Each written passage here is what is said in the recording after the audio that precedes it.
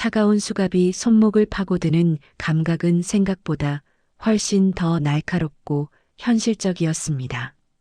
조금 전까지만 해도 최고급 가죽 시트에 몸을 파묻고 클래식 음악을 듣던 남자 김민호 씨는 지금 빗물과 진흙이 뒤섞인 아스팔트 바닥을 내려다보고 있습니다.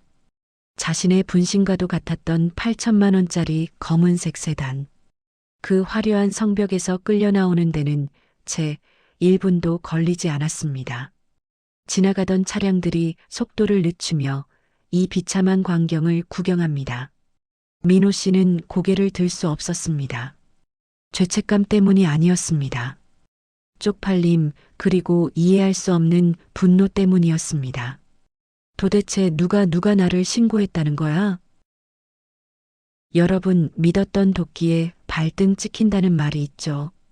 그런데 그 도끼가 내가 온 정성을 다해 갈고 닦은 것이라면 그 상처의 깊이는 얼마나 될까요? 충격적인 반전과 가슴 시린 사연이 숨어 있으니 오늘 이야기 끝까지 놓치지 마세요. 오늘도 우리 선생님들과 함께 이야기 시작합니다. 지금 어디에서 이 영상을 보고 계신가요? 댓글로 출석 체크 한 번씩 부탁드립니다. 그리고 좋아요, 구독으로 응원해 주시면 영상 제작에 큰 힘이 됩니다. 시간을 조금만 거슬러 올라가 보겠습니다.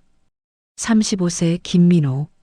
그의 명함에는 MH 트레이딩 대표라는 직함이 박혀 있습니다. 번듯한 사무실도 직원도 없는 일인 기업이지만 민호 씨에게 그런 건 중요하지 않았습니다. 중요한 건 보여지는 것이었으니까요. 어이, 김 대표. 오늘 차 때깔 좋은데? 이번에 사업 대박 났다더니 진짜인가 봐? 친구들의 불어 섞인 야유의 민호 씨는 짐짓 여유로운 표정으로 차 키를 손가락에 끼고 돌립니다. 뭘 이 정도 가지고. 거래처 대금 들어온 걸로 장난감 하나 뽑았지. 아버지 용돈도 좀 두둑이 챙겨드리고. 거짓말이었습니다.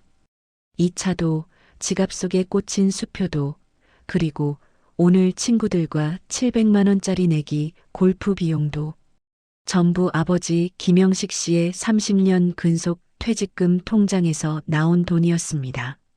아버지는 평생 제철소 용광로 앞에서 땀띠를 훈장처럼 달고 사셨습니다. 그 뜨거운 불 앞에서 녹여낸 쇳물 같은 돈 3억 원. 민호 씨는 그 돈을 사업 자금이라는 명목으로 가져왔습니다.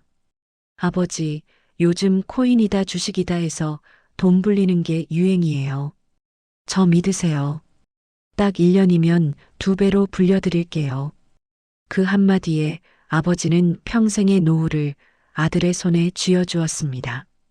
하지만 그 돈은 주식 계좌가 아닌 민호 씨의 허영심을 채우는 밑빠진 도구로 흘러들어갔습니다. 민호 씨의 일상은 화려해 보였지만 그 속은 썩어가고 있었습니다. 아침에 일어나면 습관처럼 아버지의 전화를 확인합니다. 부재중 전화 3통. 그는 미간을 찌푸리며 휴대폰을 소파 구석으로 던져버립니다. 아, 노인네 진짜. 돈 줬으면 됐지 왜 자꾸 전화질이야. 또 밥 먹었냐, 아픈 데 없냐, 지겹지도 않나. 그에게 아버지는 이제 가족이 아니라 채권자처럼 느껴졌습니다. 돈을 가져다 썼으니 눈치가 보이고 눈치가 보이니 피하게 되고 피하다 보니 짜증이 나는 악순환. 하지만 민호 씨는 애써 불안함을 외면했습니다. 어차피 아버지는 나밖에 없어. 자식 이기는 부모 없다고 나중에 성공해서 몇 푼 더 쥐어드리면 그만이야. 그 안일한 착각이 깨지는 데는 그리 오랜 시간이 걸리지 않았습니다. 오늘도 민호 씨는 골프 모임에 가기 위해 빗길을 뚫고 차를 몰았습니다.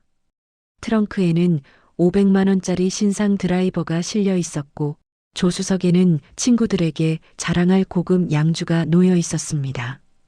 기분 좋게 콧노래를 흥얼거리는 순간 백미러 뒤로 불길한 불빛이 번쩍였습니다. 처음엔 속도 위반인 줄 알았습니다. 갓길에 차를 세우고 창문을 내리며 민호 씨는 준비된 대사를 의조렸습니다. 경찰관님, 제가 급한 미팅이 있어서 좀 과속을. 김민호 씨 되십니까?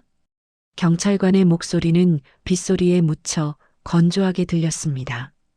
민호 씨가 고개를 끄덕이자 경찰관은 딱지 대신 은색 수갑을 꺼내 들었습니다.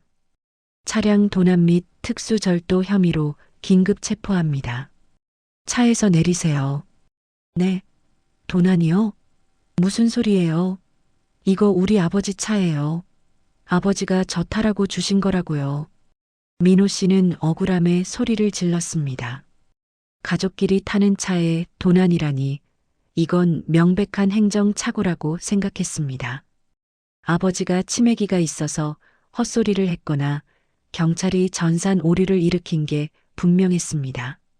하지만 빗물에 젖은 경찰관이 내민 태블릿, PC 화면에는 너무나도 익숙하고 명확한 이름 세 글자가 적혀 있었습니다. 신고인 김영식. 신고 내용 아들이 본인 동의 없이 차량 및 퇴직금을 횡령하여 도주함. 처벌을 원함. 순간 벼락이 치듯 머릿속이 하얗게 변했습니다. 항상 그 자리에 있는 낡은 소파처럼 아무리 막대해도 묵묵히 받아주던 아버지가 아니었습니다. 이 신고 내용은 단순히 차를 되찾겠다는 의지가 아니었습니다. 그것은 아들에 대한 단절 선언이었습니다. 경찰관들에 의해 양팔이 붙들려 연행되던 그 순간 흙탕물 속에 떨어진 민호 씨의 휴대폰이 진동하기 시작했습니다. 액정에 뜬 이름은 아버지. 하지만 평소와 달리 그 이름이 주는 공포는 상상을 초월했습니다. 시간을 조금만 뒤로 돌려보겠습니다. 지금으로부터 3개월 전 그날도 영식 씨는 거실 한 구석에 앉아 낡은 가계부를 정리하고 있었습니다. 영식 씨의 손에 들린 붉은색 가계부. 그것은 단순한 장부가 아니었습니다. 평생 제철소 용광로 앞에서 살이 타들어가는 열기를 견디며 기록해 온 영식 씨의 피의 역사였습니다. 1995년 아내의 수술비, 2005년 아들 민호의 대학 입학금, 2015년 아들의 전세 자금 대출 상환. 페이지를 넘길 때마다 영식 씨의 손가락 마디마디에 박힌 굳은 살이 훈장처럼 스쳤습니다. 아내를 먼저 떠나보내던 날 영식 씨는 아내의 차가운 손을 잡고 맹세했습니다. 당신 목까지 해서 우리 민호만큼은 남부럽지 않게 키울게. 손에 기름때 안 묻히고 넥타이 매고 살게 할게. 그 맹세가 오히려 독이 되어 돌아올 줄은 그때는 꿈에도 몰랐을 겁니다. 부모의 죄책감이란 그런 것입니다. 내가 못 입고 내가 못 먹는 건 괜찮아도 자식이 기죽는 꼴은 죽기보다 보기 싫은 것. 그것이 영식 씨가 가진 유일한 약점이었습니다. 평화롭던 오후를 깬 것은 거칠게 문을 두드리는 소리였습니다. 문을 열자마자 들이닥친 건 땀과 술 냄새에 찌든 아들 민호였습니다. 아버지, 저 좀 살려주세요. 이번에 못 막으면 저 진짜 감옥 가요. 공장 압류 들어온대요. 민호는 신발도 벗지 못한 채 거실 바닥에 무릎을 꿇었습니다. 30대 중반의 건장한 사내가 어린아이처럼 엉엉 울고 있었습니다. 영식 씨의 시선이 아들의 손목에 머물렀습니다. 번쩍이는 금장 시계. 사업한다는 녀석이 차림새는 묘하게 화려했습니다. 하지만 영식 씨는 그 이질감을 애써 무시했습니다. 사업하려면 겉보기에 번듯해야 한다던 아들의 말이 귓가에 맴돌았기 때문입니다. 얼마가 필요한 건데. 지난번에 해준 가게 보증금은 어쩌고. 그거 다 거래처 대금으로 들어갔어요. 아버지, 딱 3억만요. 이번 고비만 넘기면 대기업이랑 계약된다니까요. 그러면 제가 아버지 호강시켜 드린다니까요. 제발요, 엄마 생각해서라도 저 한 번만 도와주세요. 엄마. 아들은 영리하게도 아버지가 가장 아파하는 급소를 찔렀습니다. 영식 씨의 눈동자가 흔들렸습니다. 3억 원. 그것은 영식 씨가 30년을 버텨온 퇴직금이자 명예퇴직을 하며 받은 위로금, 그리고 아내의 사망보험금까지 합쳐진 돈이었습니다. 그 돈은 영식 씨의 노후가 아니라 영식 씨의 수명 그 자체였습니다. 영식 씨는 잠시 눈을 감았습니다. 머릿속에 수많은 기억이 스쳐 지나갔습니다. 고아로 자라 가족의 정을 모르고 살았던 어린 시절, 공장 기계에 팔이 끼일 뻔했던 순간들, 그리고 병원비가 없어 퇴원 수속을 서두르다 복도에서 숨을 거둔 아내의 마지막 얼굴. 돈이 없어서 내 가족을 지키지 못했다. 그 지독한 트라우마가 영식 씨의 이성을 마비시켰습니다. 민호야, 잘 들어라. 이 돈 내 목숨이다. 내 엄마 목숨이고, 내가 이거 가져가서 잘못되면 나도 더는 못 산다. 알지? 안다니까요. 아버지, 진짜 사랑해요. 제가 성공해서 2배로, 아니 10배로 갚을게요. 아들은 통장을 받아들자마자 눈물을 뚝 그쳤습니다. 그리고는 뛸 듯이 기뻐하며 현관을 나섰습니다. 아버지, 나중에 연락할게요. 밥 잘 챙겨 드세요. 현관문이 닫히는 소리가 텅 빈 집안에 공명처럼 울렸습니다. 영식 씨는 그 자리에 멍하니 서 있었습니다. 아들이 나간 자리에 남은 건 흙 묻은 발자국과 싸늘한 냉기뿐이었습니다. 그때 영식 씨는 보았어야 했습니다. 아들이 허둥지둥 나가면서 흘리고 간 작고 네모난 종이 조각을 말입니다. 그것은 거래처 명함이 아니었습니다. 강남의 유명 실내 골프장 회원권 영수증이었습니다. 날짜는 불과 일주일 전, 금액은 수천만 원. 하지만 노안이 온 영식 씨의 눈에는 그저 흐릿한 종이 쪼가리로 보일 뿐이었습니다. 그날 밤 영식 씨는 잠을 이루지 못하고 베란다로 나갔습니다. 창밖에는 비가 내리기 시작했습니다. 빗물은 유리창을 타고 눈물처럼 흘러내렸습니다. 가슴 한구석이 싸하게 아려왔습니다. 단순히 큰 돈을 내주어서가 아니었습니다. 아들의 눈빛에서 보았던 찰나의 탐욕, 그리고 통장을 받아 쥘 때 스치듯 보였던 입꼬리의 미세한 떨림. 아버지는 본능적으로 알고 있었는지도 모릅니다. 이 돈이 결코 돌아오지 않을 것임을. 그리고 이 선택이 사랑이 아니라 아들을 더 깊은 수렁으로 밀어넣는 독배가 될 수도 있다는 것을. 여보, 내가 잘한 거겠지? 우리 민호 넥타이 메고 사는 거 맞지? 대답 없는 허공에 묻는 질문은 빗소리에 묻혔습니다. 식탁 위에는 유효기간이 임박한 고혈압약 봉투와 전기요금 독촉장이 놓여 있었습니다. 당장 다음 달 생활비조차 막막해진 상황. 하지만 영식 씨는 스스로를 위로했습니다. 그래도 자식이 산다는데 아비가 굶는 게 대수냐라고. 하지만 그 믿음이 산산조각 나는 데는 그리 오랜 시간이 걸리지 않았습니다. 아들이 가져간 것은 돈이 아니라 아버지의 마지막 남은 존엄이었으니까요. 강남의 한 고급 골프장.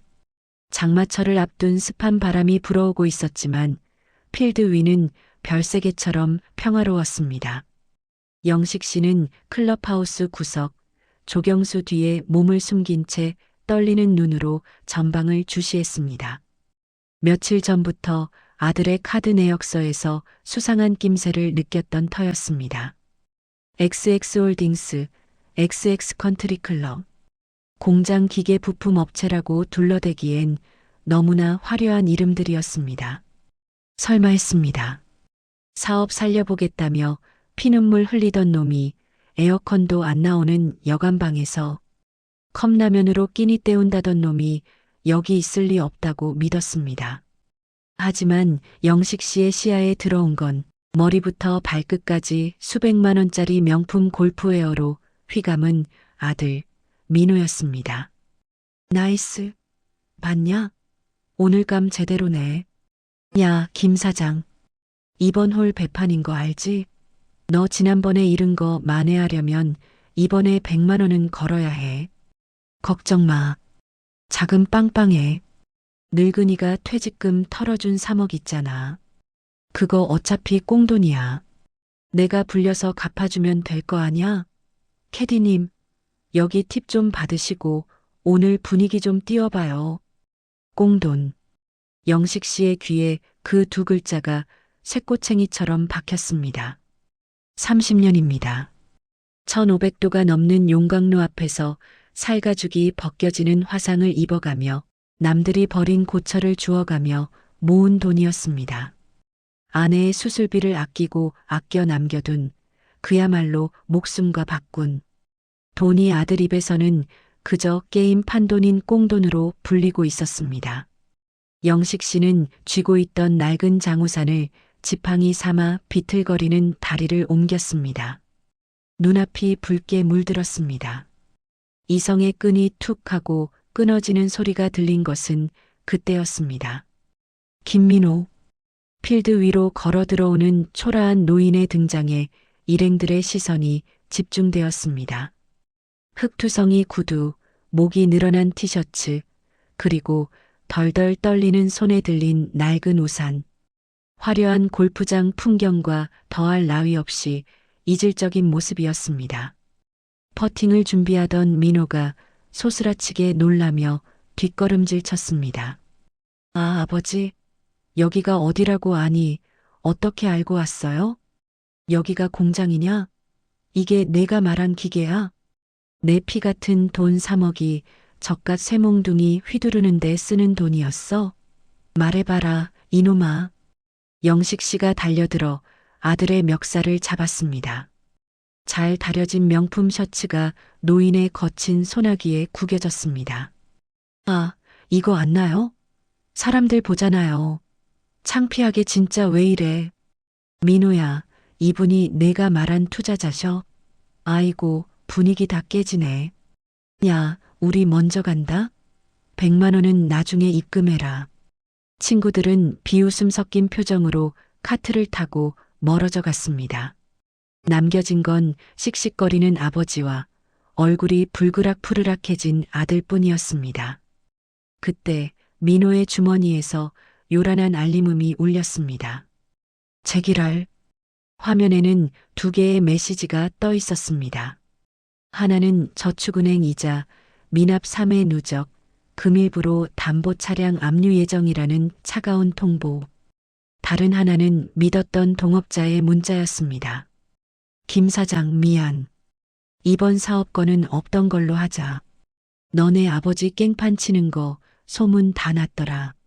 민호는 이 모든 불행의 원인이 눈앞의 아버지라고 생각했습니다. 자신의 거짓말과 방탕함은 잊은 채 그저 자신의 가오를 구긴 아버지가 원망스러웠습니다. 민호는 거칠게 아버지의 손을 뿌리쳤습니다. 힘없이 밀려난 영식 씨가 잔디 위에 엉덩방아를 찧었습니다. 아버지 때문에 다 망했어. 방금 그 사람들, 내 마지막 동아줄이었다고요.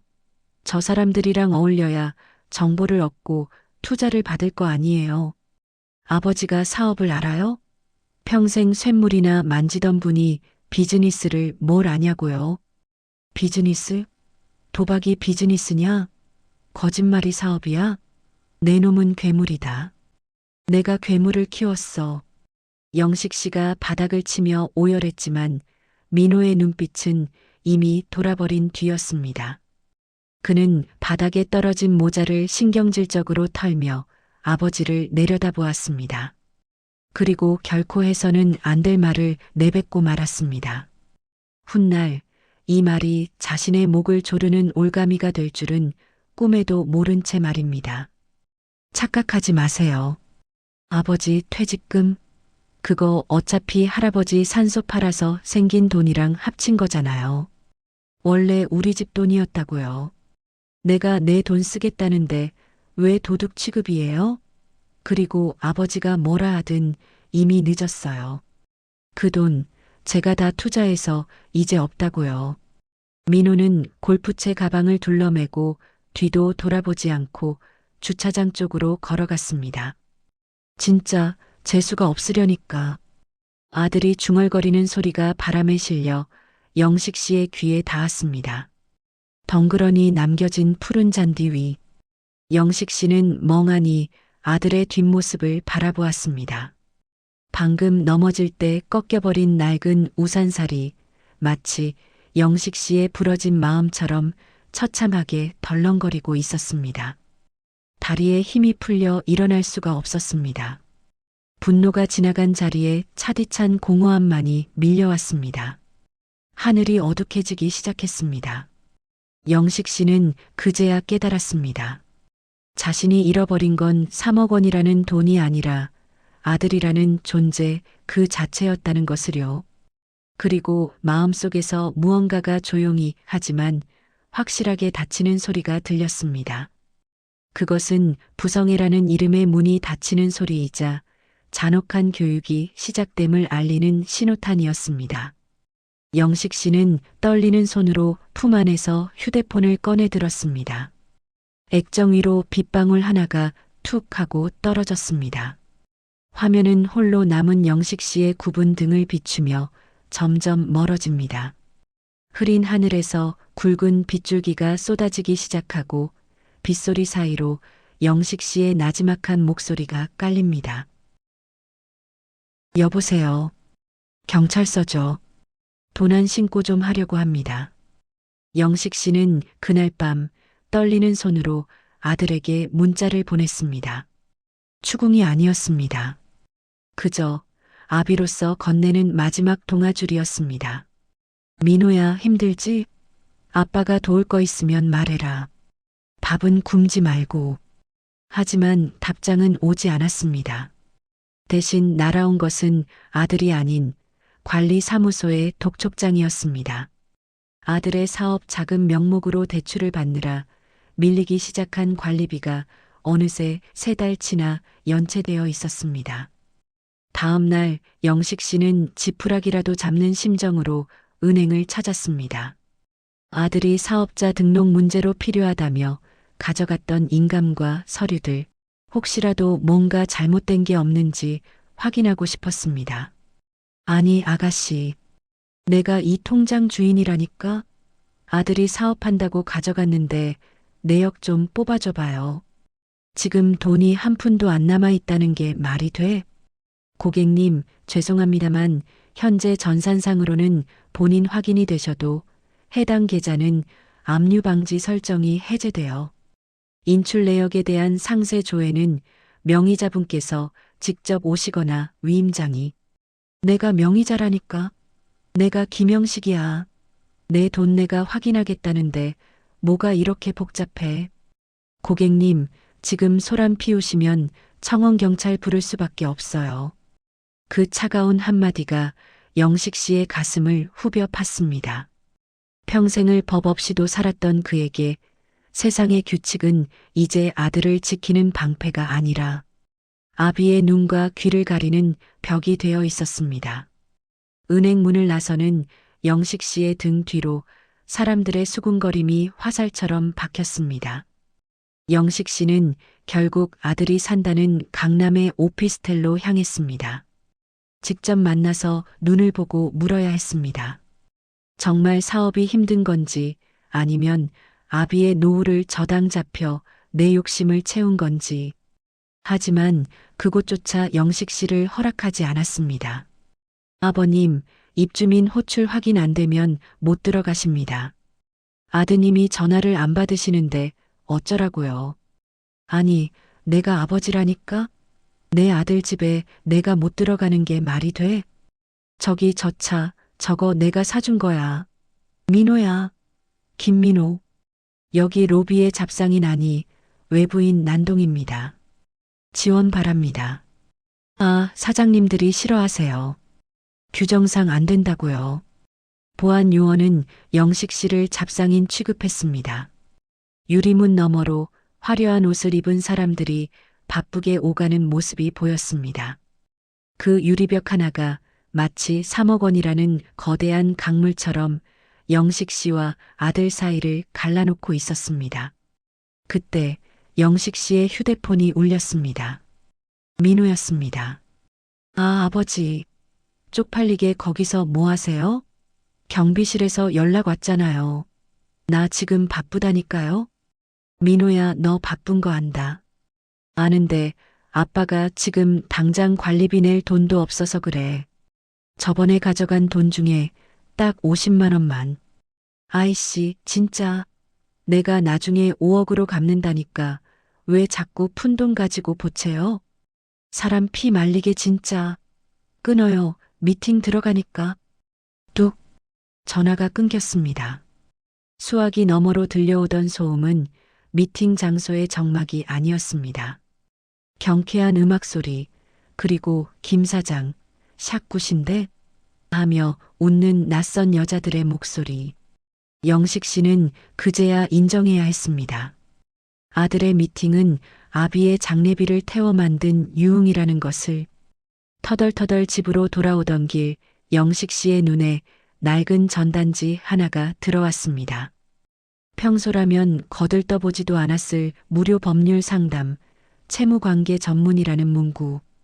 그리고 그 옆에 작게 적힌 문구 하나. 가족 간 재산 범죄, 친족 상돌의 상담 가능. 영식 씨는 홀린 듯 그 전단지를 떼어 주머니에 넣었습니다. 그것은 희망의 씨앗이 아니라 아들을 도려내겠다는 서글픈 선전포고였습니다. 집으로 돌아온 영식 씨는 알아눕는 대신 청소를 시작했습니다. 걸레를 든 손이 거실벽 한가운데 걸려있던 가족사진 앞에서 멈췄습니다. 학사모를 쓰고 환하게 웃던 민호, 그 옆에서 세상을 다 가진 듯 자랑스러워하던 자신. 영식 씨는 액자를 떼어냈습니다. 그리고 망설임 없이 바닥에 엎어놓았습니다. 자식 농사 흉년도 이런 흉년이 없구나. 내 손으로 거둔 자식, 내 손으로 갈아엎어야지 그래야지. 민호가 형사의 손에 이끌려 도착한 곳은 경찰서 조사실이 아니었습니다. 소독약 냄새가 코를 찌르는 병원 응급실. 그곳엔 산소호흡기에 의지한 채 가쁜 숨을 몰아쉬는 아버지 김영식 씨가 누워 있었습니다. 내가 사람 새끼면 이걸 보고도 그 입에서 억울하단 소리가 나오는지 보자. 아버님이 절벽 끝에서 발견될 때 품에 안고 계시던 거다. 민호의 손에 들린 것은 흙투성이가 된 낡은 서류 가방이었습니다. 떨리는 손으로 가방을 열자 그 안에서 쏟아져 나온 것은 돈다발이 아니었습니다. 그것은 민호가 외면해왔던 지난 30년의 세월, 그리고 아버지가 감당해온 지옥 같은 현실의 파편들이었습니다. 가장 먼저 바닥으로 떨어진 건 생명보험증서였습니다. 수령이는 김민호. 그리고 그 옆에는 빨간색 펜으로 수없이 밑줄이 그어진 약관 조항이 보였습니다. 자살의 경우 가입 후 2년이 경과해야 보험금이 지급됨. 아버지는 알고 있었습니다. 자신이 죽어도 그것이 자살이라면 아들에게 보험금이 지급되지 않을 수도 있다는 것을. 그래서 아버지는 실종을 선택했습니다. 시신조차 찾을 수 없는 곳, 사고사로 위장할 수 있는 절벽. 아버지는 자신의 목숨을 담보로 도박에 미친 아들의 마지막 빚을 갚으려 했던 것입니다. 그리고 그 서류들 틈에서 투박한 구형 녹음기 하나가 발견되었습니다. 들어봐. 아버님이 널 신고하면서까지 막으려 했던 게 뭔지. 민호야. 애비다. 경찰서에 널 신고하고 오는 길이다. 사람들은 미친 노인네라고 욕하겠지. 아들을 전과자 만드는 애비가 어디 있냐고. 그런데 민호야. 내가 골프장에서 널 봤을 때 100만 원 내기에 깔깔대며 웃는 널 봤을 때 나는 내 등 뒤에서 악마를 봤다. 내 퇴직금 3억 그거 쇳물 앞에서 4살 태워 만든 돈이다. 근데 너한테는 그게 그저 공놀이 값이더냐. 녹음기 속 아버지는 울부짖지 않았습니다. 그저 체념한 듯 건조하고 낮게 음졸일 뿐이었습니다. 하지만 그 담담한 목소리는 그 어떤 비명보다 날카로운 비수가 되어 민호의 가슴을 난도질했습니다. 민호는 그제야 깨달았습니다. 자신이 사업 자금이라며 가져간 돈은 단순한 화폐가 아니었습니다. 그것은 아버지의 팔이었고 달이었으며 하나뿐인 목숨값이었습니다. 그 목숨값을 들고 필드 위에서 나이스샷을 외치던 순간 민호는 이미 인간이기를 포기했던 것입니다. 아버지. 민호의 무릎이 힘없이 꺾였습니다. 차가운 병원 바닥에 머리를 박고 짐승 같은 울음소리를 토해냈습니다. 하지만 진실의 폭격은 여기서 멈추지 않았습니다. 가방 깊숙한 곳에서 또 하나의 서류가 민호의 눈앞에 떨어졌습니다. 개인 파산 신청 기각 통지서와 대부업체 독촉장. 수신인은 김민호가 아닌 아버지 김영식 씨였습니다. 내가 사업한다고 3억 가져가고 나서 아버님 생활비가 없어서 제2금융권까지 손대셨더라. 이자 갚느라 밤에는 경비 서고 낮에는 폐지 주우셨어. 내가 골프채 휘두를 때 내 아버지는 100원짜리 박스 하나에 목숨 걸고 도로를 건너셨다고. 제가 죽였습니다. 차라리 저를 죽이세요. 흐흑. 자신의 성공을 위해 아버지가 희생하는 것을 당연한 순리라고 믿었던 오만함. 나중에 성공해서 갚으면 된다는 비겁한 자기합리화. 그 모든 껍데기가 벗겨진 자리에는 늙고 병든 아버지를 벼랑 끝으로 밀어버린 페르나의 민낯만이 남아 있었습니다. 민호는 벽에 머리를 쿵쿵 찍기 시작했습니다. 붉은 피가 이마를 타고 흘러내렸지만 가슴을 짓누르는 죄책감에 비하면 그깟 통증은 아무것도 아니었습니다.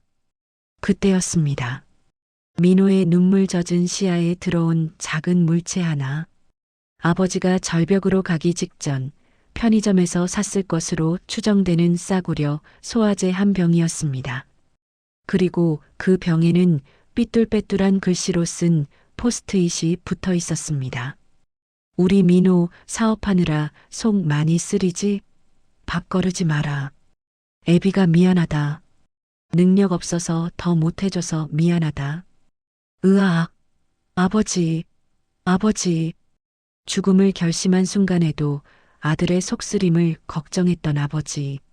자신을 경찰에 신고하고 목숨을 끊어 보험금을 주려던 그 모순된 행동 속에 숨겨진 것은 지독하고도 미련한 사랑이었습니다. 민호는 소화제 병을 가슴에 품고 응급실이 떠나가라 절규했습니다.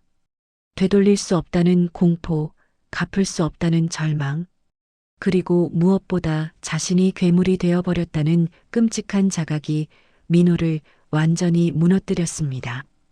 응급실의 심박동 모니터 소리가 삐삐하고 위태롭게 울리는 가운데 민호의 회한 섞인 울음소리만이 차가운 공기를 갈랐습니다. 과연 이 잔인한 비극 앞에서 그는 다시 아들로 돌아갈 기회를 얻을 수 있을까요? 아니면 이대로 영원한 죄인이 되어 살아가야 할까요? 운명의 시간은 이제 아버지의 꺼져가는 숨소리에 달려 있었습니다.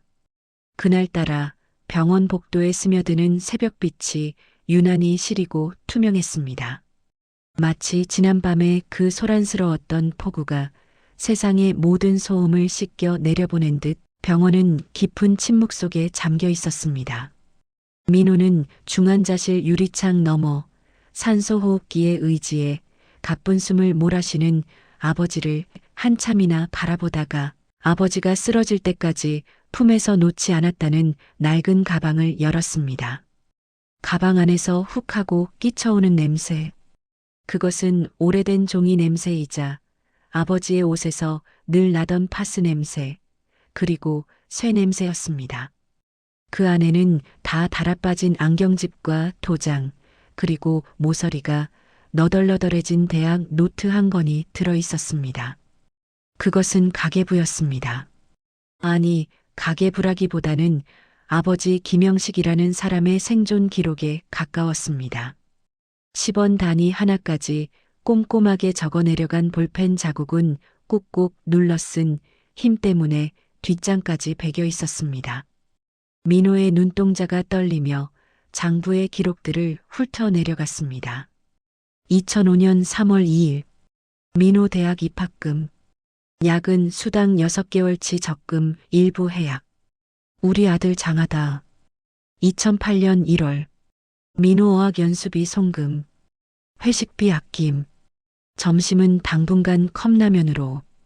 2015년 민호 결혼식 예식장 비용, 퇴직금 중간 정산, 며느리 될 아이가 참 곱다. 페이지를 넘길 때마다 민호의 심장은 누군가에게 난도질 당하는 것 같았습니다. 영식 병원비, 영식 옷 같은 항목은 단 한 줄도 없었습니다. 오로지 민호, 아내, 생활비. 아버지는 자신을 지운 채 오직 가족이라는 이름만을 이 낡은 노트에 새겨 넣고 있었던 겁니다. 그리고 마지막 페이지. 잉크가 채 마르지 않은 듯 번져 있는 글씨가 민호의 시선을 붙들었습니다. 2026년 민호 사업 재기자금, 퇴직금 전액 인출. 이 돈이면 우리 아들 다시 웃을 수 있겠지. 제발 기죽지 마라 민호야. 민호는 골프장에서 했던 자신의 말을 떠올렸습니다. 아버지가 주신 꽁돈 3억. 그 3억은 꽁돈이 아니었습니다. 뜨거운 용광로 앞에서 아버지가 태운 젊음이었고 굽은 등이었으며 끝내 포기한 당신의 노후였습니다. 민호는 자신이 뱉었던 그 가벼운 말들이 날카로운 비수가 되어 심장에 박히는 고통을 느꼈습니다. 자신이 탕진한 것은 돈이 아니라 아버지의 수십 년 세월이었습니다. 그때 복도 저편에서 간호사가 다가와 조심스럽게 말을 걸었습니다. 보호자님, 김영식 환자분 소지품 중에 이게 빠져서요. 아, 네. 감사합니다. 간호사가 건넨 비닐봉투 안에는 아버지의 구두가 들어 있었습니다. 뒷굽이 닳아 비스듬하게 깎여나간, 가죽은 이미 갈라져 본래의 색을 잃어버린 구두. 민호는 자신의 발을 내려다보았습니다. 50만 원짜리 기능성 골프화.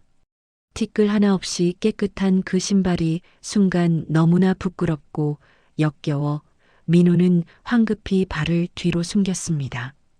그때 주머니 속 휴대폰이 진동했습니다. 담당 형사였습니다. 민호는 마른 침을 삼키며 전화를 받았습니다. 여보세요. 김민호 씨 되시죠? 방금 법무팀이랑 이야기 끝났습니다. 아버님이 의식 찾으시기 전에 남겨둔 처벌 불원서가 발견됐어요. 그리고 초범인 점, 피해자가 강력하게 선처를 요구하고 있다는 점. 참작해서 구속영장은 청구하지 않기로 했습니다. 불구속 수사로 전환될 겁니다. 네. 아드님, 운 좋은 줄 아세요. 아버님이 쓴 탄원서 보니까 모든 건 못난 애비 탓이다.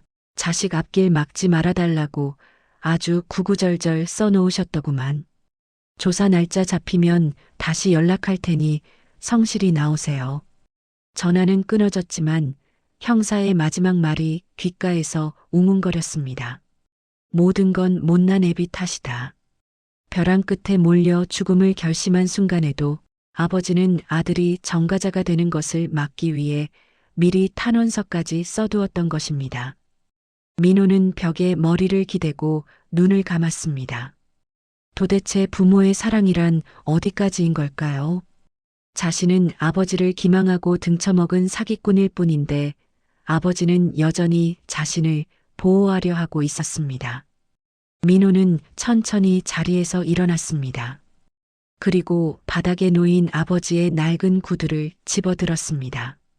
흙을 털어내고 자신의 옷소매로 구두 앞코를 닦아냈습니다. 쓱싹 쓱싹 거친 천이 가죽을 문지르는 소리가 고요한 복도를 채웠습니다. 아버지, 저 안 도망가요. 이제 숨지 않겠습니다. 민호는 구두를 가방에 조심스럽게 넣으며 생각했습니다. 3억이라는 돈은 사라졌지만 아직 아버지의 이름이 적힌 이 낡은 장부는 남아 있었습니다.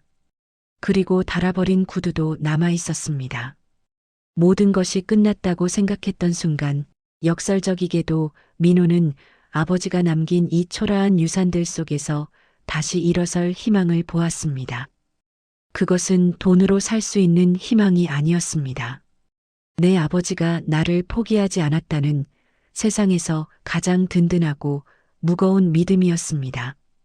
민호는 중환자실 문을 열고 들어갔습니다. 기계음만 규칙적으로 들리는 병실. 그는 아버지의 침대 옆 보조의자에 앉는 대신 차가운 바닥에 무릎을 꿇었습니다. 그리고 앙상하게 마른 아버지의 손을 두 손으로 감싸 쥐었습니다. 아직 따뜻했습니다. 그 온기가 민호의 손바닥을 타고 전해져 얼어붙었던 심장을 다시 뛰게 만들었습니다. 아버지, 조금만 기다려주세요.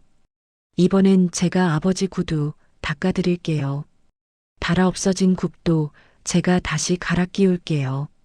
그러니까 제발 눈만 뜨세요. 민호의 목소리는 떨렸지만 더 이상 비굴하지 않았습니다.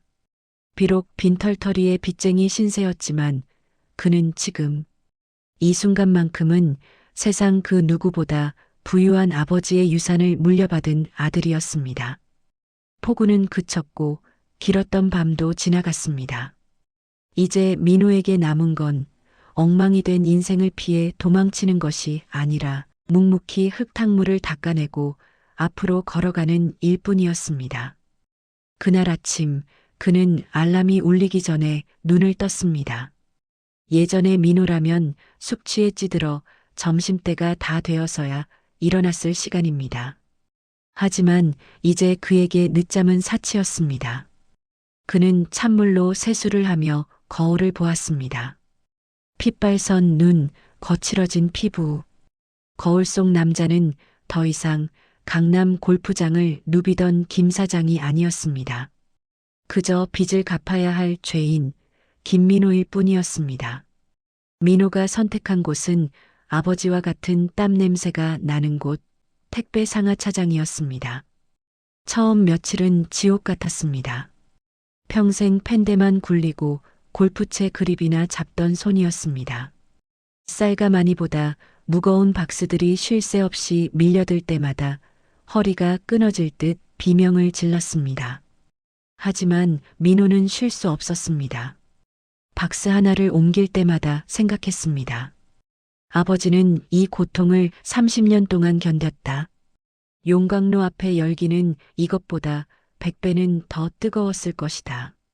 손바닥에 물집이 잡히고 터지기를 반복하며 굳은 살이 박이기 시작할 무렵 민호는 비로소 아버지의 삶을 조금이나마 이해하게 되었습니다. 이거 한정판이라 구하기도 힘든 겁니다. 상태는 보시다시피 어급이고요. 와, 진짜 관리 잘하셨네. 근데 왜 파세요? 골프 접으시나 봐요? 네. 저한테는 과분한 물건이라서요. 잘 써주세요. 민호는 헐값에 넘긴 골프채 값을 손에 쥐었습니다.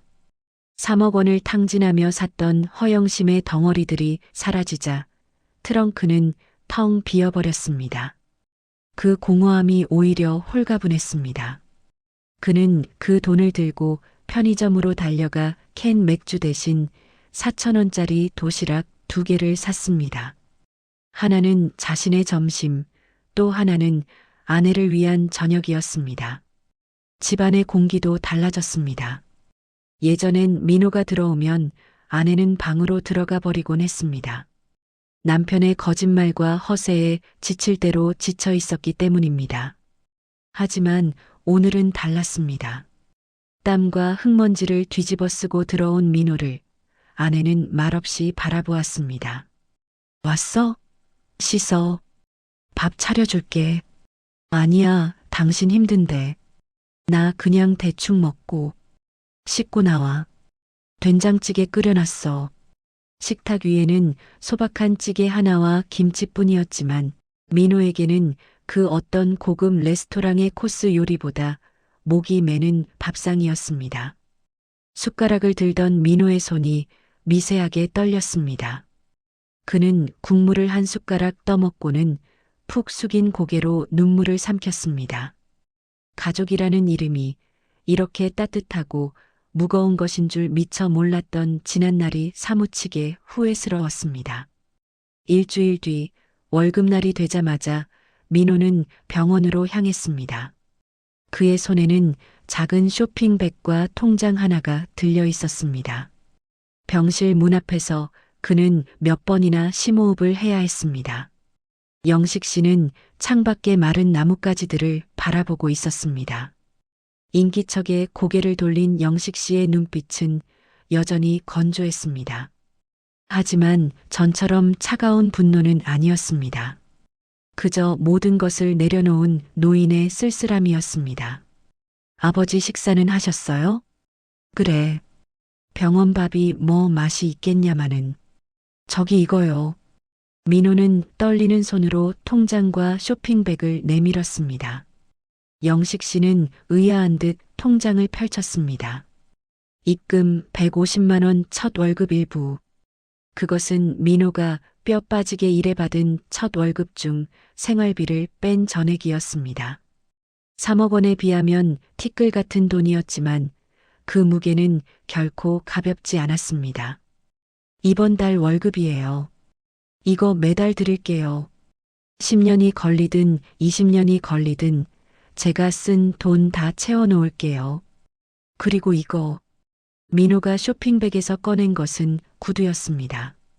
번쩍이는 명품 구두가 아니라 발이 편한 푹신한 기능성 단화였습니다.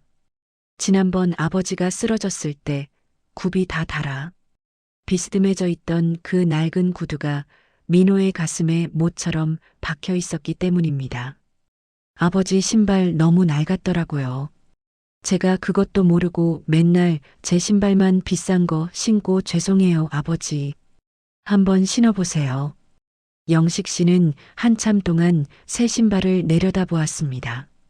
그리고 천천히, 아주 천천히 자신의 발을 내밀었습니다. 민호는 바닥에 무릎을 꿇었습니다. 그리고 아버지의 거칠고 딱딱한 발을 자신의 손으로 감싸쥐었습니다. 차가웠던 아버지의 발에 민호의 손 온기가 전해졌습니다. 민호는 아버지의 발에 새 신발을 신겨드렸습니다. 마치 어릴 적 아버지가 민호에게 첫 운동화를 신겨주던 그날처럼 말입니다. 발이 참 편하구나. 흐흑, 아버지 진짜 제가 잘할게요. 다시는 실망 안 시켜드릴게요. 정말 죄송해요. 민호는 결국 참았던 울음을 터뜨리며 아버지의 무릎에 얼굴을 묻었습니다. 영식 씨는 그런 아들을 밀어내지 않았습니다. 굳은 살 박인 투박한 손을 들어 떨고 있는 아들의 등과 어깨를 조용히 토닥여 주었습니다. 그 손길은 괜찮다는 말보다 더 깊은 용서였습니다. 그날 병실에는 오랫동안 묵혀둔 오해와 원망이 눈물과 함께 씻겨 내려갔습니다. 야, 민호야. 이 신발 신고 어디 꽃구경이라도 좀 가자꾸나. 네, 아버지. 날 풀리면 바로 가요. 제가 운전해 드릴게요. 아, 차는 없지만 렌트라도 해서. 버스 타면 되지, 임마. 돈 아껴라. 네, 알겠어요. 버스 타고 가요, 우리. 복도를 걸어가는 두 사람의 그림자가 하나로 겹쳐졌습니다. 민호는 이제 알았습니다. 3억 원이라는 돈보다 아버지와 함께 걷는 이 순간이 더없이 소중하다는 것을요. 잃어버린 것을 되찾는 길은 멀고 험하겠지만 민호는 이제 넘어지지 않을 것입니다. 그의 곁에는 그를 믿고 다시 손을 잡아준 아버지가 계시기 때문입니다. 1년이라는 시간은 참으로 많은 것을 바꿔놓았습니다. 계절이 4번 바뀌는 동안 민호 씨와 영식 씨의 삶에도 혹독한 겨울이 지나고 이제 막 새순이 돋아나기 시작했습니다. 오늘 민호 씨는 1년 전 수갑을 찬 채 끌려왔던 바로 그 경찰서 앞에 서 있습니다. 하지만 오늘은 죄인이 아닌 집행유예 기간 동안 성실히 사회봉사를 마쳤다는 확인 도장을 받기 위해 온 것입니다. 철없던 시절 고급 승용차를 몰고 거들먹거리며 들어왔던 그 정문을 이제는 낡은 오토바이 헬멧을 옆구리에 끼고 걸어 나옵니다. 그의 얼굴은 까맣게 탔고 눈가에는 땀과 먼지가 섞여 있었지만 1년 전 허세로 가득 차 있던 기름진 얼굴보다 훨씬 더 단단하고 빛나 보입니다. 경찰서 근처의 허름한 기사식당. 과거의 민호 씨였다면 냄새난다며 인상을 찌푸렸을 이곳에서 부자는 마주 앉아 늦은 점심을 먹습니다. 한 그릇에 8,000원. 골프장에서 팁으로 뿌려대던 돈의 100분의 1도 안 되는 금액이지만 지금 민호 씨에게 이 국밥은 세상 무엇보다 귀한 한 끼입니다. 민호 씨가 깍두기를 아버지의 밥그릇 위에 올려놓으며 입을 엽니다. 아버지, 드세요. 여기 국물 진하고 괜찮네요. 그래, 너도 많이 먹어라. 하루 종일 오토바이 타려면 든든해야지. 무심한 듯 국물을 떠넣는 영식 씨의 시선이 아들의 손에 머뭅니다. 매끈하고 하얗던 손은 온데간데 없고 손마디마다 굳은 살이 박이고 손톱 밑에는 시커먼 기름때가 끼어 있습니다. 예전 같았으면 가슴이 미어졌을 그 손이 지금 영식 씨의 눈에는 그 어떤 명품 시계를 찼을 때보다 더 듬직하고 아름다워 보입니다. 민호 씨는 문득 1년 전 아버지를 원망하며 스스로에게 던졌던 질문을 떠올립니다. 나는 왜 금수저로 태어나지 못했을까? 왜 나는 이렇게 아등바등 살아야 할까? 하지만 땀 흘려번 돈으로 빚을 갚아나가는 지금 그는 비로소 그 질문에 대한 답을 찾았습니다. 자신이 불행했던 건 부모의 재력이 부족해서가 아니라 스스로의 인생을 책임지려 하지 않았던 비겁함 때문이었다는 것을요. 아버지의 퇴직금이라는 공짜 동아줄을 잡으려 했을 때 그는 지옥으로 떨어졌지만 스스로의 두 발로 땅을 딛고 선 지금 비로소 그는 진짜 세상을 마주하고 있습니다.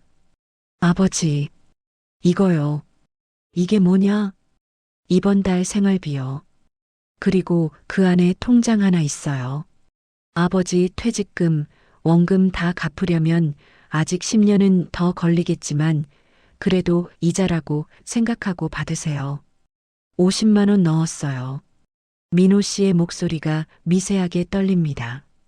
과거 3억 원을 푼돈 취급하며 유흥비로 날리던 그가 뼈 빠지게 배달해서 모은 50만 원을 아버지께 건네고 있습니다.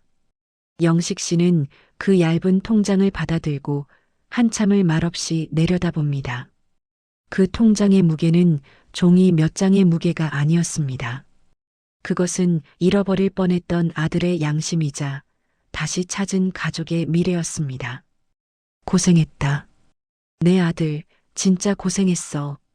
아버지, 저 진짜 다시는 아버지 눈에 눈물 나게 안 할게요.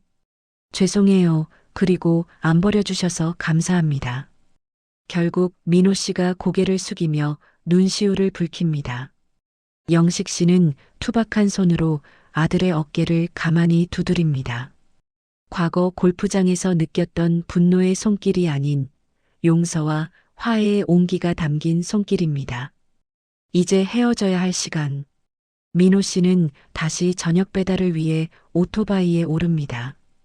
부르릉 거친 엔진 소리가 1년 전 아버지의 가슴을 찢어 놓았던 스포츠카의 배기음보다 더 힘차게 들립니다. 헬멧을 쓴 민호 씨가 손을 흔들며 멀어집니다. 영식 씨는 아들의 오토바이가 시야에서 완전히 사라질 때까지 그 자리에 망부석처럼 서서 뒷모습을 지켜봅니다. 그의 손에는 아들이 준 통장이 꽉 쥐어 있습니다. 누군가는 말합니다.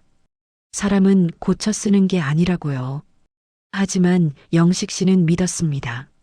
자식이라는 나무는 부모가 썩은 가지를 쳐내주는 아픔을 감수할 때 비로소 더 단단하게 자라날 수 있다는 것을요. 비록 아버지가 평생 모은 3억 원은 사라졌지만 그 자리에 진짜 아들이 돌아왔습니다. 그거면 됐습니다. 돈은 다시 벌면 되지만 사람은 잃으면 다시 얻을 수 없으니까요. 영식 씨는 주머니에서 낡은 휴대폰을 꺼내 저장된 이름 사고 뭉치를 지우고 천천히 다시 입력합니다. 우리 아들. 저장 버튼을 누르는 영식 씨의 입가에 지난 몇 년간 볼 수 없었던 편안한 미소가 번집니다. 비는 그쳤고 땅은 굳었으며 부자의 시간은 다시 흐르기 시작했습니다. 오늘의 사연 어떻게 들으셨나요? 어쩌면 우리 주변에도 부모님의 사랑을 당연하게 여기며 헛된 꿈을 쫓고 있는 민호가 있을지 모릅니다. 혹시 여러분도 나중에 성공하면 효도해야지라는 핑계로 지금 당장 건넬 수 있는 따뜻한 말 한마디를 미루고 계시지는 않나요? 부모님이 기다리는 건 거창한 성공이나 큰 돈이 아닙니다. 그저 땀 흘려 열심히 살아가는 자식의 모습, 그리고 밥은 드셨냐는 안부 전화 한 통이면 충분합니다. 지금 이 영상을 보고 계신 여러분, 잠시 휴대폰을 들어 부모님께 혹은 소중한 가족에게 사랑한다고 전해보세요. 그 짧은 순간이 훗날 억만금으로도 살 수 없는 소중한 추억이 될 것입니다. 오늘 이야기가 여러분의 마음에 작은 울림을 주었다면 구독과 좋아요, 알림 설정 부탁드립니다. 여러분의 따뜻한 관심이 더 좋은 영상을 만드는 큰 힘이 됩니다. 저는 다음 시간에도 가슴 먹먹하고 감동적인 사연으로 다시 찾아오겠습니다. 감사합니다.